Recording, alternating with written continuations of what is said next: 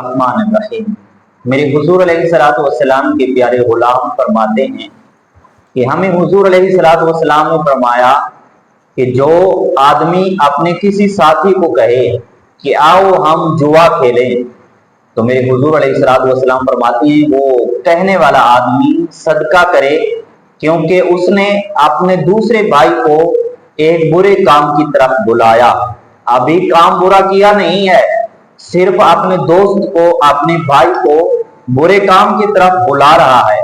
तो मेरे हुजूर अलैहिस्सलातु वस्सलाम फरमाते हैं कि वो अगर बुराई नहीं कि उसने सिर्फ दोस्त को कहा है, तो तब ही वो आदमी सदका करे, क्योंकि उसने अपने दोस्त को बुराई की तरफ बुलाया। एक जब बुराई वाले आदमी के लिए जो बुराई का हुक्म दे रहा है, कह रहा है दोस्त को, तो उसके लिए ये हुक्म है शरई कि वो आदमी सदका करे। अगर आप किसी दोस्त को हुक्म देते हैं फिर वो आपके साथ बुराई की तरफ चल पड़ता है, तो आप खुद सोचें आप कितने गुनाहगार होंगे। यानी एक आदमी बुराई की तरफ नहीं जा रहा, दूसरा आदमी उसको बुराई की तरफ लेकर जा रहा है, तो ये जब आदमी दोनों बुराई करेंगे तो इनमें से जो आदमी दूसरे आदमी को साथ लेकर आया था, ये दूसरे आदमी से ज्यादा गुनाहगार होगा जो इसके साथ चल कर आया था। तो आप कोशिश करें, अगर आप अच्छाई का काम नहीं कर सकते तो कोशिश करें आप गुनाहों से भी महफूज रहें।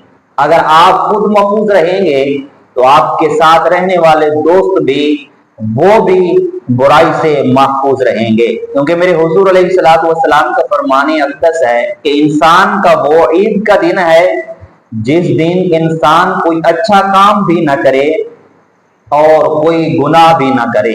यानी इंसान का वो खुशी का दिन है, ईद का दिन है, मुसर्रत का दिन है कि जिस दिन इंसान अच्छाई भी ना करे और कोई गुनाह भी ना करे। अगर आप अच्छा काम करने की ताकत नहीं रखते तो खुदारा आप भी गुनाहों से महफूज रहें और अपने दोस्तों के भी गुनाहों की तरफ रग़बत ना दिलाएं।